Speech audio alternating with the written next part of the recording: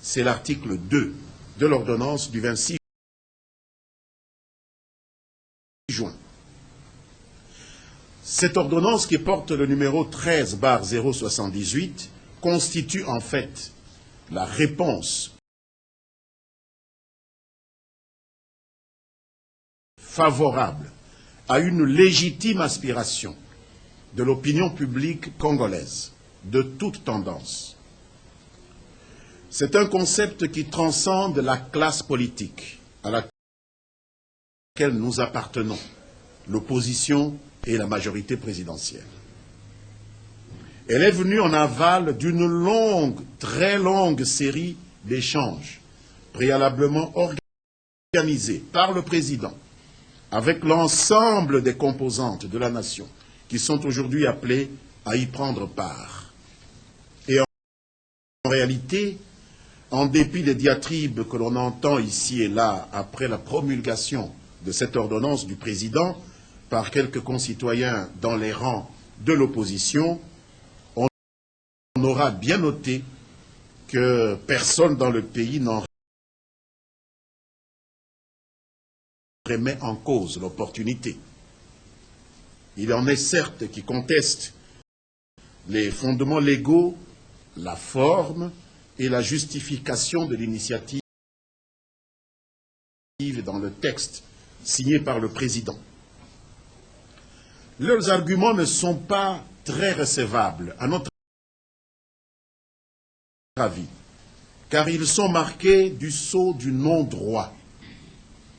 On observe notamment à cet égard que tout en affichant leur volonté de défendre la Constitution de la République, et c'est une bonne chose, c'est le cas notamment lorsqu'ils se lancent dans ce véritable procès d'intention contre le président et sa majorité, de vouloir attenter à l'article 220 de la Constitution, lorsque donc ils défendent cette Constitution.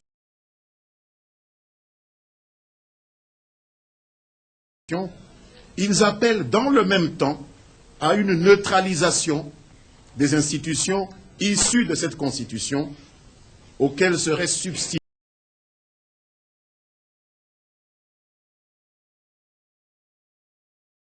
si on les écoutait, une structure ponctuelle, extra-constitutionnelle, sui generis, qui serait constituée des participants à ces concertations convoquées par le président, qui est une des institutions qu'ils veulent balayer.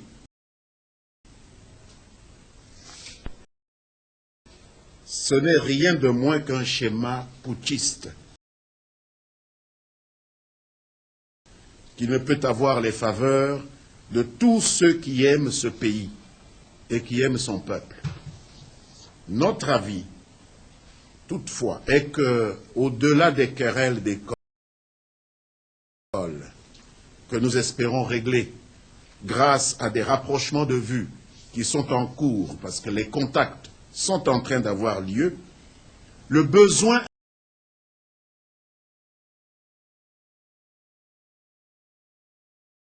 impératif de mettre fin au cycle de violence à l'est du pays qui mine et menace chaque jour les fondements même de notre nation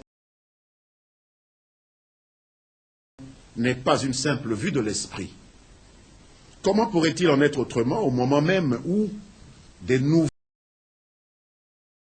bruits de bottes dénoncés aussi bien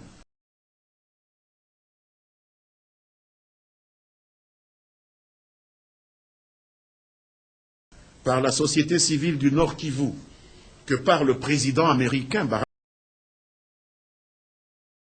Obama, qui passe pour l'un des hommes les mieux informés de la planète, continue à se faire entendre à l'Est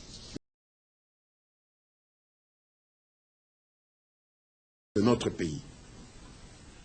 Nous invitons donc tous les acteurs politiques congolais à ne pas demeurer sourds, aveugles et muets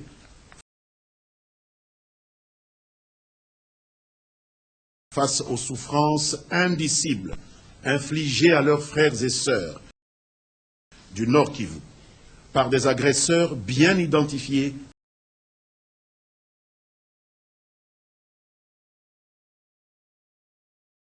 par tous et par nous-mêmes. Face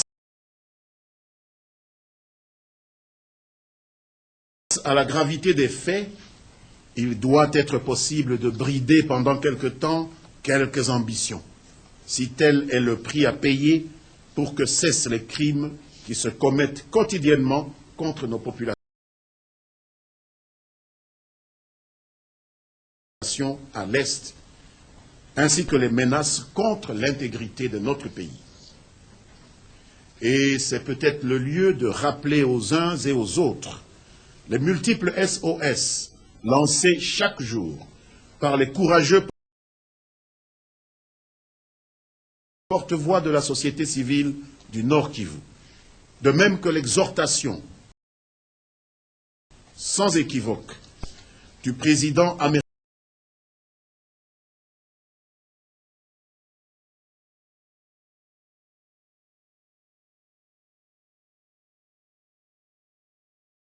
Barack Obama, qui a dit, je le cite, que les pays voisins de la République démocratique du Congo s'engagent à cesser de financer des groupes armés qui empiètent sur l'intégrité territoriale et la souveraineté du Congo. Fin de citation. Il s'agit, mesdames, messieurs, d'alarmes, des alarmes sérieuses, suffisamment éloquentes pour que nous nous permettions de prier tous nos compatriotes de ne pas les ignorer, de ne pas les minimiser.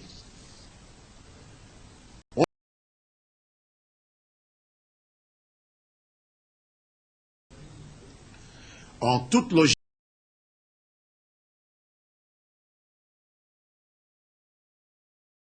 républicaine, ce serait plutôt l'inertie du chef de l'État face à un tableau aussi sombre qui aurait dû lui valoir une interpellation de l'opinion nationale et non le contraire. L'affirmation selon laquelle le président de la République aurait violé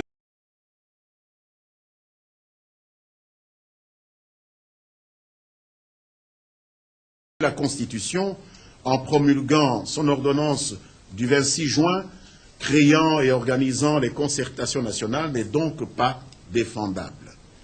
Manifestement, même ceux de nos collègues de l'opposition qui ont répandu cette allégation aux 4 vents ne sont pas dupes eux-mêmes, car ils se sont gardés jusqu'à présent de nous citer un seul article de notre Constitution qui aurait été violé ou même énervé par cette ordonnance présidentielle. Et il n'est pas inutile de rappeler qu'il est fréquent, même en temps ordinaires, et vous en êtes les témoins, que notre président convoque et préside la réunion dite interinstitutionnelle, qui met autour de lui tous les responsables des institutions de la République sur pied du même article 69 de la Constitution. S'il est refusé, comme le suggèrent certains, que le garant de l'unité nationale et de l'intégrité du pays prenne l'initiative lorsque ses valeurs sont menacées, comme le lui impose la Constitution, on peut se poser la question de savoir par qui et par quoi et comment des problématiques de cette nature et de cette ampleur pourront être gérées. Quelques compatriotes qui s'opposent à l'initiative présidentielle du 26 juin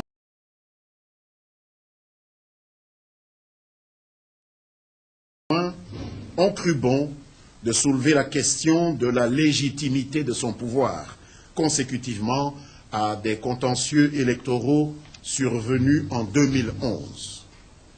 Les Congolais savent pourtant que ces contentieux avaient été bel et bien portés devant le juge constitutionnel de notre pays et qu'ils ont été conclus par des décisions définitives forme de choses jugées. Ils appartiennent donc au passé.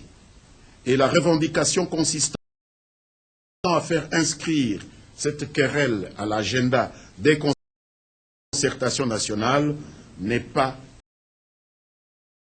recevable, sauf à vouloir créer de toutes pièces une cour constitutionnelle parallèle par la seule volonté de mauvais perdants lors du contentieux de 2011. Inacceptable dans un état de droit. Il est assez troublant de constater que ceux de nos collègues qui crient le plus fort à l'illégitimité du président de la République, première institution nationale au terme de la Constitution, se prévalent eux-mêmes de la légitimité du fait que leur formation ou eux-mêmes siègent sans état d'âme particulier dans une autre institution investie par le même processus électoral, conduit par la même administration électorale, décriée et depuis lors remaniée. D'autres encore s'évertuent à imposer l'implication de la communauté internationale. Le Congo doit être écrite au Congo par les Congolais et non ailleurs par d'autres, quelle que soit la qualité des bonnes relations que nous pourrions avoir avec eux. De l'avis du gouvernement, les Congolais sont un peuple mûr.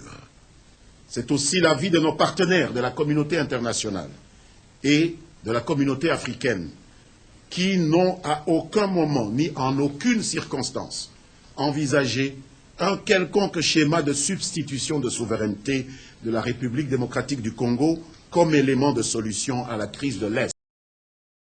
Loin s'en faut. Ils ont toujours demandé aux institutions congolaises de résoudre les problèmes internes. Le gouvernement apprécie à sa juste valeur le soutien que la communauté internationale, et particulièrement nos frères africains, ont apporté à notre pays en contribuant de manière significative à la stabilisation de la situation de sécurité et de la situation humanitaire. Il tient toutefois à réitérer sa volonté ferme et inébranlable de voir notre pays, la République démocratique du Congo, demeurer un pays ouvert, certes, mais donc étranger. Et qu'au niveau de l'Union africaine, au niveau de la CIRGL, à celui de la SADC, les choses sont allées suffisamment loin à notre grande satisfaction parce que sur le terrain au Nord Kivu se déploient déjà les troupes de la brigade spéciale d'intervention des Nations Unies composées quasi totalement de troupes africaines. Il y a donc un amalgame assez regrettable entre ce processus et la dynamique interne qui est enclenchée par l'ordonnance présidentielle du 26 juin, laquelle procède d'une toute autre rationalité. C'est depuis décembre 2012, je le rappelle, que le président avait annoncé ses concertations nationales, alors que l'accord cadre d'Addis Abeba, qui a encouragé cette initiative, date de février 2013. Ce n'est pas l'œuf qui pond la poule, c'est la poule qui pond l'œuf. Ce fait en lui-même, les concertations décidées par le président le 15 décembre 2012 et l'accord cadre signé à Addis Abeba février 2013 permet de démentir l'assertion selon laquelle les concertations procèdent d'une injonction contenue au sein de l'accord cadre de février 2013 à Addis Abeba. Ce débat qui mélange les genres, qui mélange les dates, entre les réponses internes et régionales à la crise des Grands Lacs africains n'est pas de bon aloi.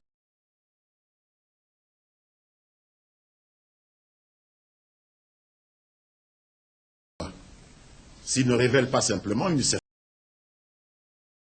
mauvaise foi de la part de ceux qui donnent l'impression de vouloir en même temps une chose et son contraire. L'accord cadre d'Addis Abeba ne stipule nulle part que la garantie de transparence du dialogue politique recommandé au président Joseph Kabila résiderait dans une médiation étrangère.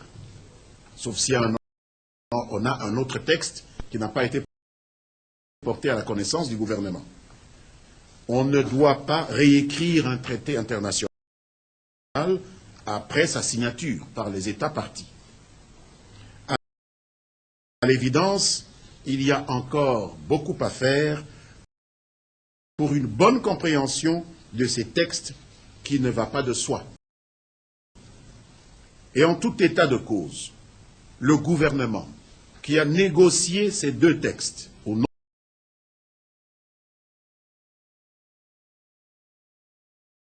de la République, des textes adoptés du reste à sa requête. Le gouvernement, disais-je, n'a jamais concédé la souveraineté de la République démocratique du Congo à qui que ce soit. Nul, d'ailleurs, ne l'a sollicité.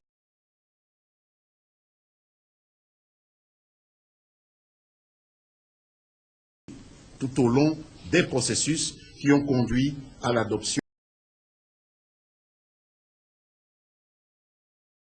des deux instruments internationaux en question. Et l'idée selon laquelle les concertations devraient avoir lieu sur les cendres des institutions nationales en place dans le pays est donc tout à fait aberrante dans les rangs du M23.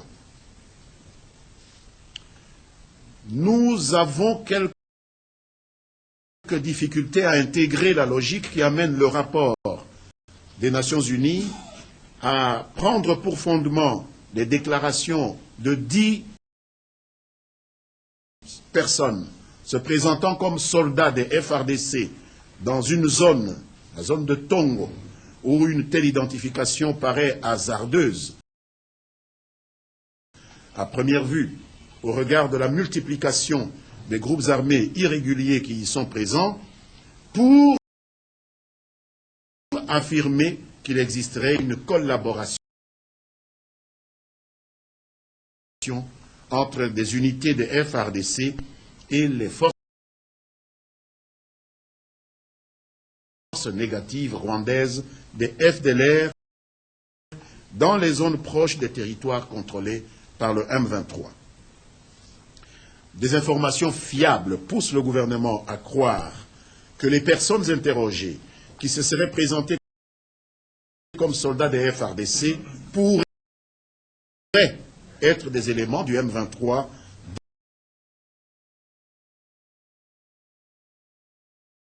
déguisés pour une action de désinformation dans laquelle le M23 et ses maîtres à penser se sont spécialisés sérieusement au cours des dernières années.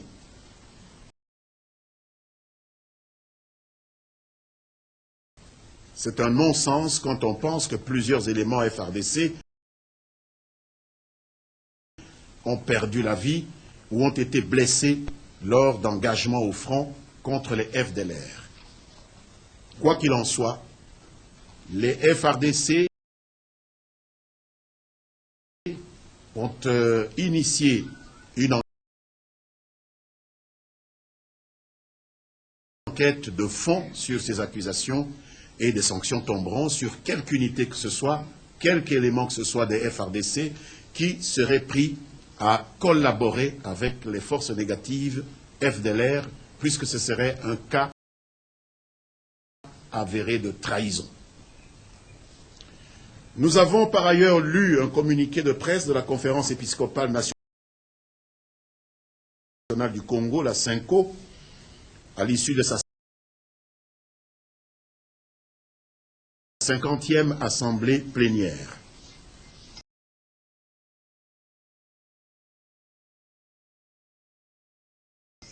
Le gouvernement voudrait d'abord saluer l'engagement citoyen de l'épiscopat, de l'Église catholique,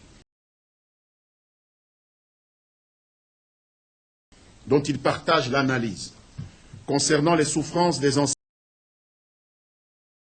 enseignants éloignés des structures bancaires qui ne reçoivent pas toujours leur rémunération à temps.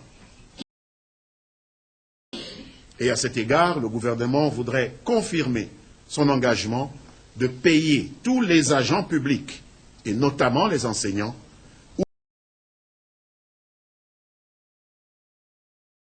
où qu'ils se trouvent, à travers les mécanismes les plus efficients.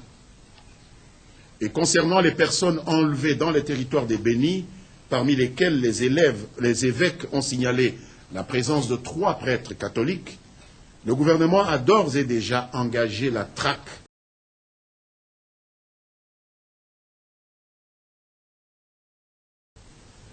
contre les ravisseurs par les forces de défense et de sécurité et met progressivement en place toutes les dispositions appropriées pour enrayer ce phénomène criminel qui devient plus que fréquent dans cette partie du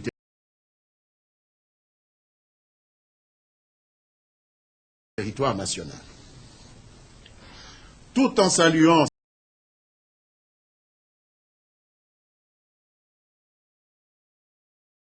cette identité de vue sur ces 2 questions avec l'Assemblée plénière des évêques catholiques, nous devons nous étonner d'une sorte de procès d'intention qui est fait aux institutions de la République concernant une prétendue décision de réviser les dispositions de l'article 220 de la Constitution. À notre connaissance, jusqu'à ce jour, ce débat est resté un débat d'intellectuels et n'a pas franchi la sphère scientifique pour envahir la sphère institutionnelle. Aucune institution ne s'en étant saisie. On peut dès lors se demander si la mobilisation annoncée contre ce qu'on appelle déjà une tentative de modifier l'article 220 a pour cible le débat en tant que tel. Auquel cas, il nous paraîtrait aberrant qu'au nom de la démocratie, on se laisse aller à fustiger un débat scientifique, à moins qu'il ne s'agisse d'une réaction à la rumeur, ce qui ne justifierait pas davantage une levée de bouclier. Les auteurs du communiqué du 29 juin 2013 pourraient mieux expliciter le sens et la cible de cette charge.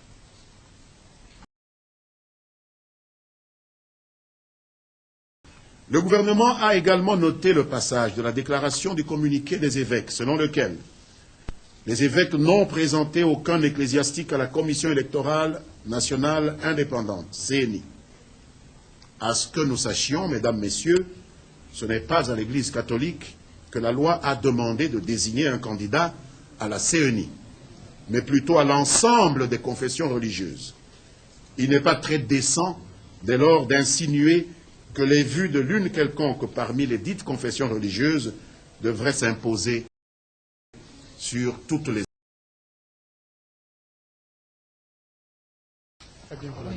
Passons directement la parole à la radio Okapi qui a le micro. Mais le porte-parole du gouvernement vient de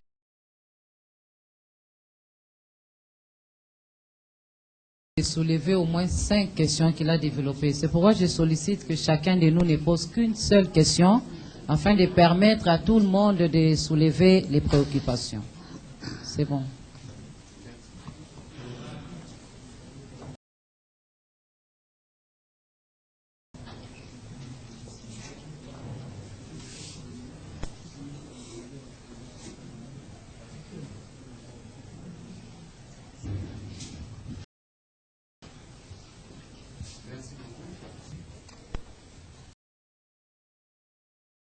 Excellence, j'ai des toutes petites questions seulement, pas très longues.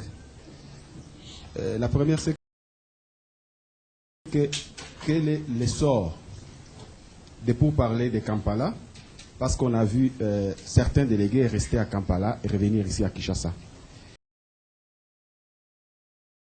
Et la deuxième question, quelle lecture le porte-parole du gouvernement fait-il de ce qui est arrivé au président égyptien? Oui, au suivant. Richard Chako, RTGA. Monsieur le ministre, qu'adviendrait si l'opposition politique congolaise qui a posé les préalables avant de participer aux concertations politiques convoquées par le chef de l'État, ces préalables ne trouvaient pas de réponse favorable? Est-ce que la majorité est disposée à aller au dialogue ou à concertation seule? Merci. Oui, Congo Web.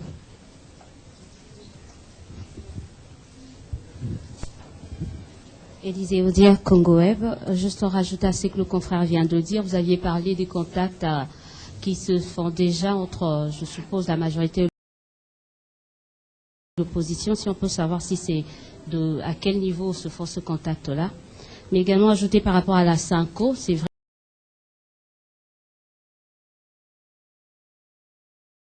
Peut-être qu'on aura l'occasion de poser la question au président de l'Assemblée nationale pour nous dire par quel mécanisme peut-être l'abbé président est arrivé à la CENI. Mais au niveau du gouvernement, vous n'avez pas peur de créer déjà un lit d'un processus électoral contesté compte tenu des personnalités contestées qui composent la CENI?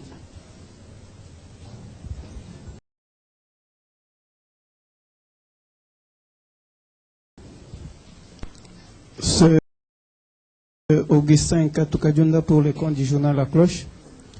Ma question serait de savoir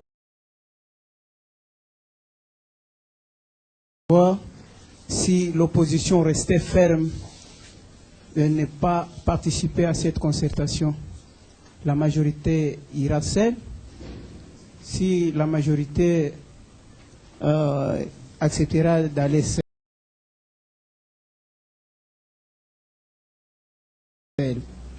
quelle sera la nécessité de ces forums? Merci.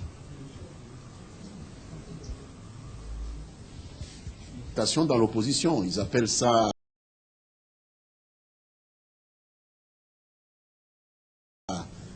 conclave, et je ne sais pas s'ils ont déjà conclu le conclave. Nous attendons les conclusions du conclave avant de dire que l'opposition pose des préalables ou n'en pose pas.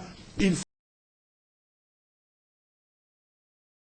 faut que l'opposition, en tant qu'opposition, puisse nous dire exactement ce qu'il en est. Pour l'instant, ce sont des positions qui sont individuelles. Nous en recevons aussi dans le sens contraire, et donc nous ne pouvons pas juger de choses qui n'ont pas été jusqu'à présent formalisées, parce qu'ils ont décidé